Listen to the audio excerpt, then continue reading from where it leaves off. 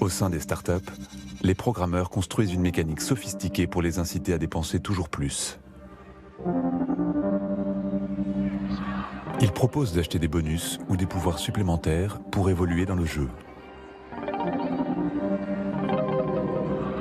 À l'arrivée, ces microtransactions, pas plus d'1 euro, multipliées à l'infini, rapportent des fortunes. Pas mal des gens que j'ai formés travaillent maintenant pour des compagnies de jeux vidéo où là, ils utilisent leur savoir-faire pour comprendre qu'est-ce qui fait qu'un joueur vient rejouer plusieurs fois votre jeu, qu'est-ce qui est attirant la première fois pour que quelqu'un achète le jeu.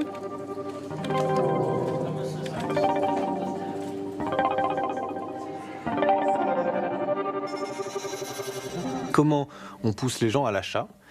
Tout simplement, on va essayer, par exemple, de vous pousser par la pression sociale. On vous dit, voilà, il y a telle personne que vous aimez, ou au contraire, et ce qui marche encore mieux, telle personne que vous détestez, qui vient de vous passer devant au classement. C'est le moment ou jamais de vous payer un multiplicateur pour gagner plus de points, pour repasser devant. Mais si vous regardez sur l'écran du voisin, vous vous apercevez qu'en fait, non, vous avez gardé votre place et l'autre est toujours en dessous. Le jeu vous a juste menti pour vous faire acheter, pour que vous repassiez devant au classement.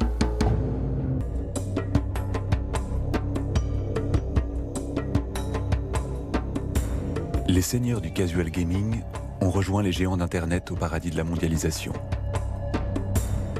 Leurs sociétés s'arrachent en bourse. Et le modèle gratuit, en fonctionnant comme un redoutable accélérateur de consommation, a transformé la planète en un casino géant. Les sociétés dont on parle sont les sociétés qui font des centaines de millions de dollars de profit tous les 3 mois. Il n'y a pas beaucoup d'industries, dans le monde en crise dans lequel on est, qui peuvent se permettre de faire ça. Alors que pourtant, les produits sont gratuits. Le jeu est gratuit.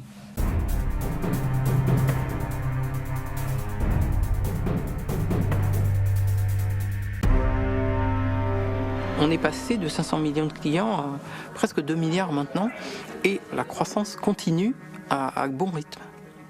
2 milliards de joueurs sur la planète. Tout à fait. Sur 7,5 milliards d'habitants. Absolument. Et je pense que dans 10 ans, on aura plutôt 80-90% de personnes qui joueront à un moment donné à un jeu. Les jeux sont des instruments très puissants, capables de changer le comportement des gens. On a tous vu quelqu'un jouer pendant des heures à World of Warcraft ou dans le cas de ma mère à Candy Crush. On sait à quel point les jeux peuvent rendre accro. À l'inscription, chaque client en effet doit fournir sa pièce d'identité. Si c'est un mineur, au bout de 3 heures, la vitesse à laquelle il évolue dans le jeu baisse de moitié. Au bout de 5 heures, il ne peut plus du tout progresser. Donc les jeunes ne sont plus motivés pour jouer toute la journée. Chaque semaine, plusieurs milliards d'heures sont consacrées aux jeux vidéo à travers le monde. L'impact socio-culturel est énorme. Nous ne faisons que commencer à le comprendre.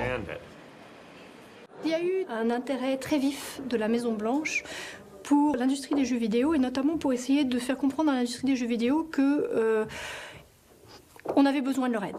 Ils avaient un impact sur la société et il fallait qu'ils soient plus partenaires dans cet impact.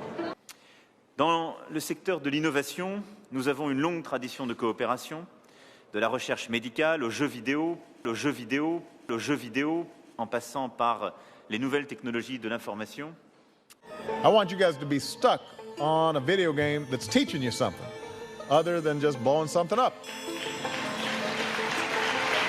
Les jeux vidéo célébrés à la Maison-Blanche. 10 ans après les avoir accusés de pervertir la jeunesse, les autorités américaines ont radicalement modifié leur discours. La présidence organise chaque année un concours de création ouvert à toutes les écoles du pays. It's really cool though. Thanks. How long did it take you to design it?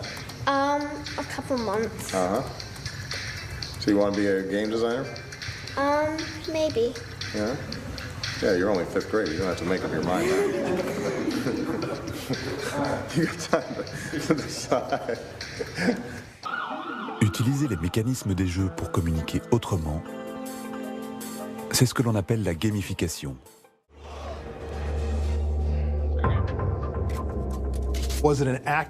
Était-ce un outil de recrutement intensif? Oui. Était-ce présenté comme tel? Non.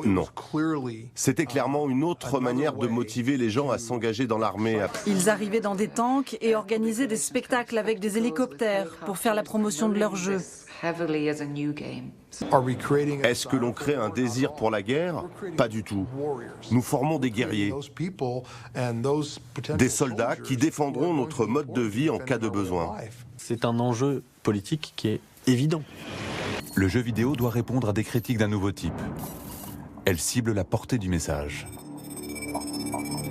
General perceptions of the Arab world never seem to accurately represent our story, presenting me as some super-sized, bearded, brown-skinned terrorist. Décidée à ne pas rater la bataille de la communication, la Chine investit massivement dans le secteur. Les géants d'Internet qui dépensent des fortunes pour maintenir leur domination et leur pouvoir.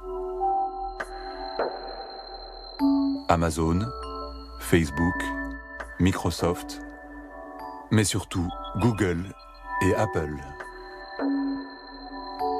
Sur leur plateforme de téléchargement, 2/3 des revenus proviennent des jeux vidéo. Mais cet affrontement révèle une autre ambition.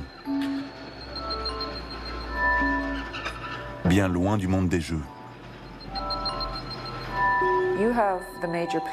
Les acteurs de cette industrie travaillent étroitement avec les constructeurs informatiques, Internet et les réseaux sociaux. Vous ne trouverez aujourd'hui aucune grosse entreprise des médias qui ne collabore pas avec le secteur des jeux vidéo. L'ogre que ça nourrit vraiment, c'est le big data. C'est-à-dire que tout d'un coup, les éditeurs de jeux sont devenus, ce qui n'était pas du tout le cas il y a quelques années, en situation de contrôler, d'observer, d'espionner, minute par minute, le comportement de tous leurs joueurs. Grâce aux milliards de données personnelles collectées, les fabricants tissent un système de surveillance généralisé des joueurs. Nous avons implanté un système qui repère quand les gens allument leur console, commencent à jouer et quand ils s'arrêtent. Ainsi, nous pouvons les compter. Ils savent très bien à quelle heure on joue, pourquoi on arrête, à quel moment on arrête, pourquoi... Voilà, sans arrêt, sans arrêt, sans arrêt. Ce qui s'est passé il y a 3-4 ans est en train aujourd'hui d'arriver dans l'e-commerce, est en train d'arriver dans les médias. Donc aujourd'hui, toutes les sociétés commencent à réfléchir comme les sociétés de gaming, parce que ce sont les sociétés les plus sophistiquées. En s'immisçant dans la vie quotidienne de milliards d'humains, ils ont accumulé une puissance inégalée. Impossible d'en connaître les conséquences, le phénomène est trop récent. Mais les gamers risquent de voir leur rêve de liberté confisqué. La partie n'est pas finie. Cette fois, elle n'a plus rien d'un jeu. Quelle est impressionnante cette prise de pouvoir en l'espace de 30 ans des jeux vidéo au royaume des divertissements, plus fort que la musique, plus fort que le cinéma. Et ce n'est qu'un début.